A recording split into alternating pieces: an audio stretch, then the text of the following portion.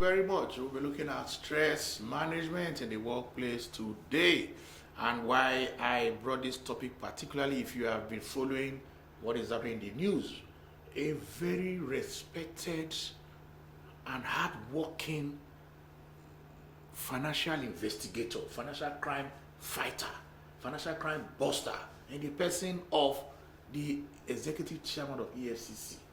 He said he slumped while delivering a speech. No, or what really happened?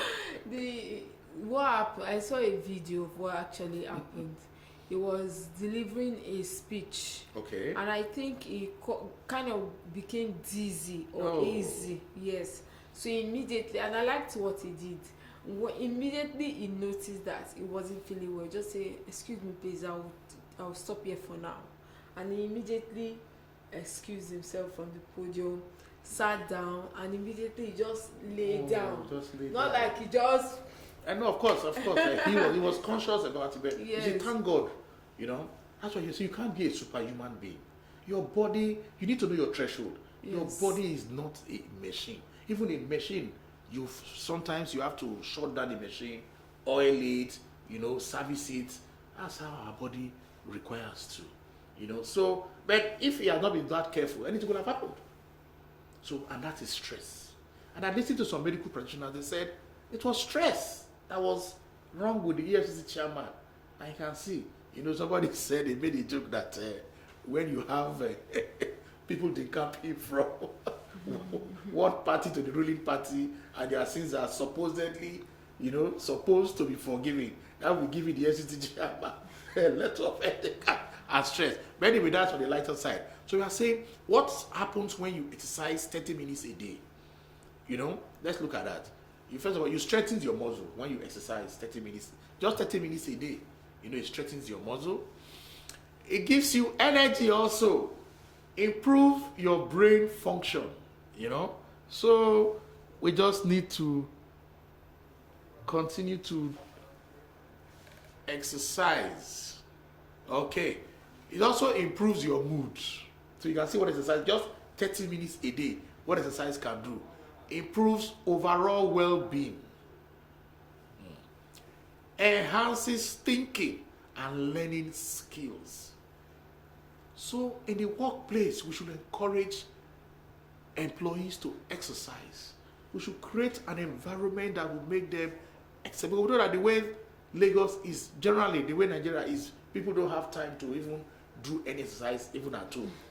People who sleep, they get, some of them, somebody said at times they get home by 1, and by 3, they're already out of bed again.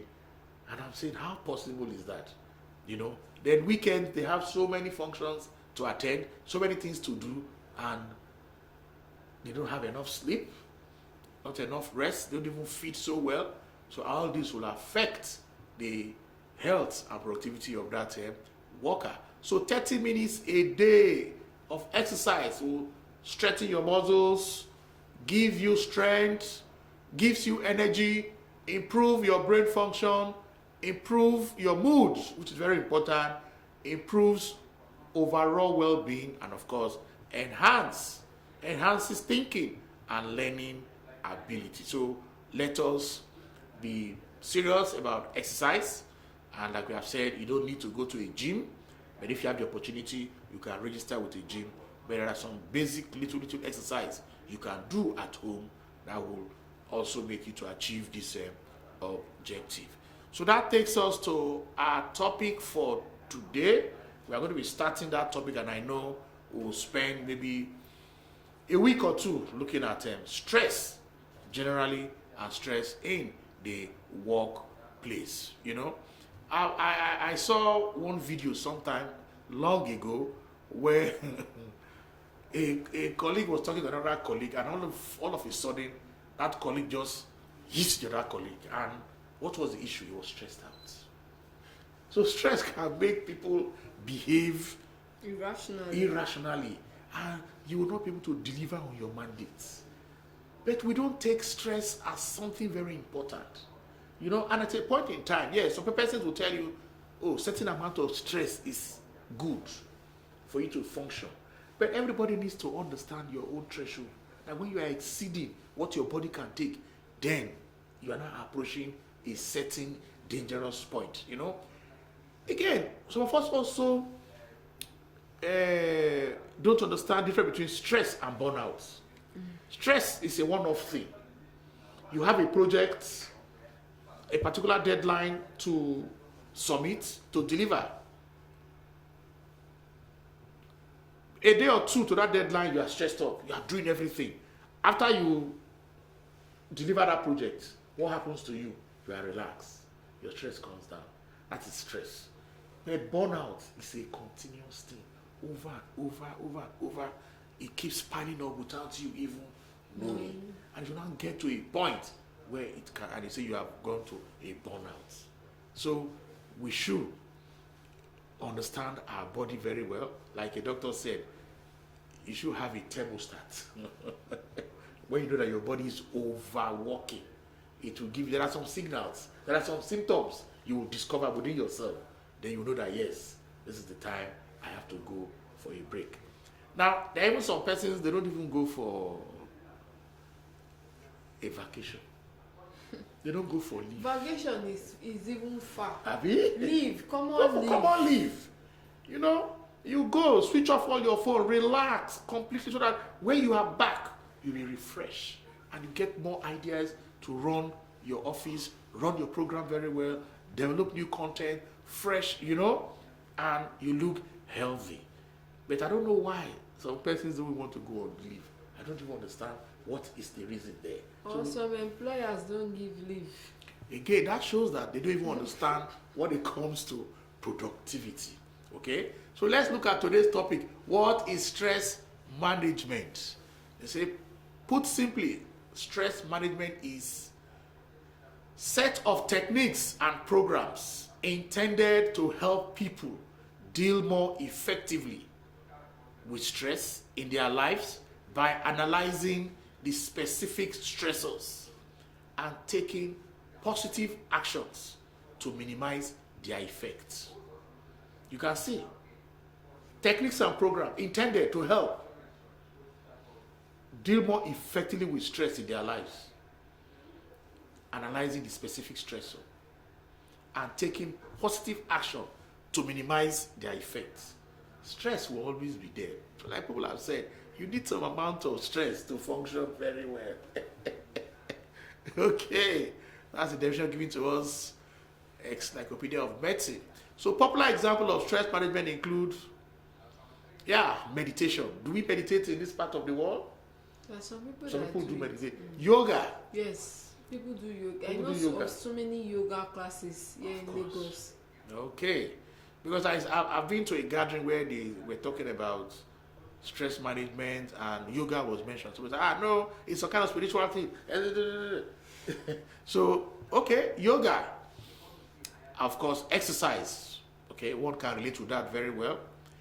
Well, explore these in details with a range of different approaches to ensure that there is something that works for everyone. You know, everybody needs to know what works for them. First, let's set out one thing straight. We are not aiming towards being stress-free all of the time. I've said that. You need some amount of stress. That unrealistic. After all,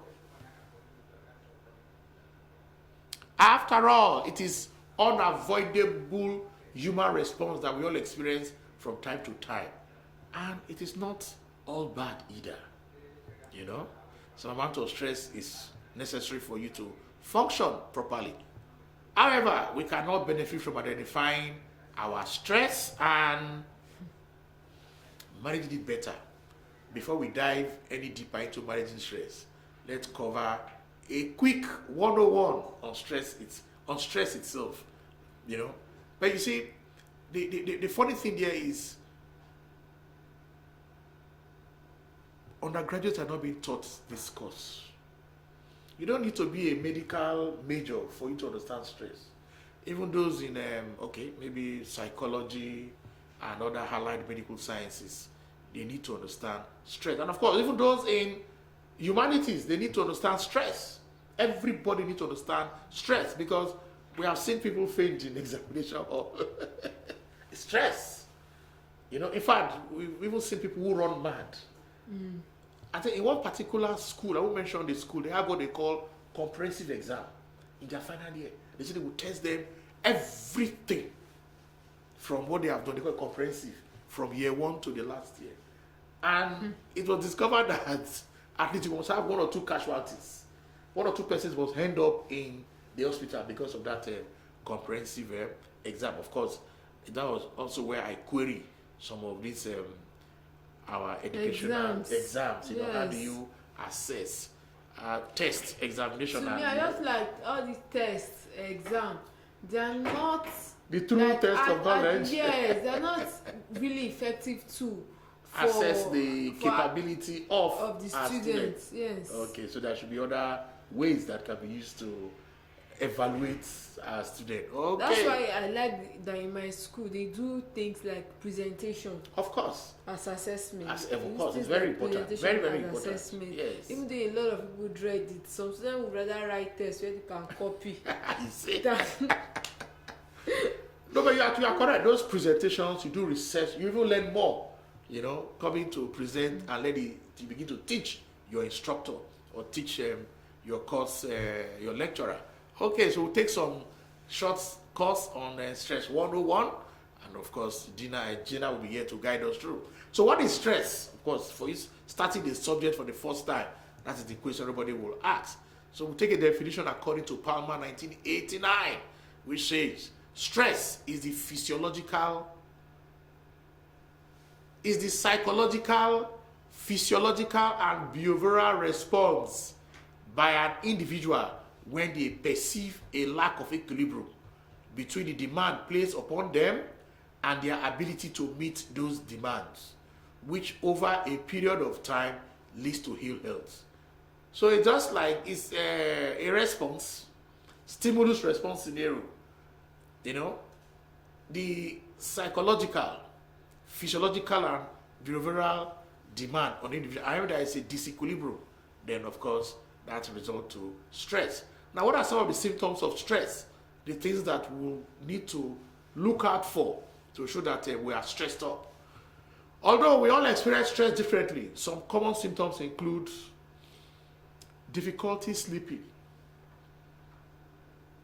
Is that true? Difficulty, that's one symptom of stress. Weight loss or weight gain. So you just begin to gain weight or you just begin to lose weight. I mean, that's a sign of stress. Stomach pain. I've heard this one several times. Oh, I have stomach pain. So we don't even know that the underlying cause there is stress. So you can see. Okay. Irritability. You are talking to your colleague. He's so impatient. He's so irritable. So we can see stress is the underlying cause. So for workplace health and wellness, it is very crucial for employers to take note of this and let the employees be aware of some of these things. And you don't even need to be an expert. You can even invite the expert to the firm to take them through for them to understand what this is all about and what they can do. Another symptom, you can say, is teeth grinding. How does that one apply? What is it trying to do? Tells you that you are stressed out when you are grinding your teeth. I said a lot of people do that. So, some tell you it's a coping mechanism. They are trying to cope from what they are going through. Panic attacks, you know. Headache. Oh, let me just get that pain reliever. Let me get that Panadol there. That's why at times doctors have said, if that headache continues for a while, please see your doctor. Because the headache you are treating, there is an underlying cause of that headache, which you just temporarily treat that symptom, but the underlying cause is still there.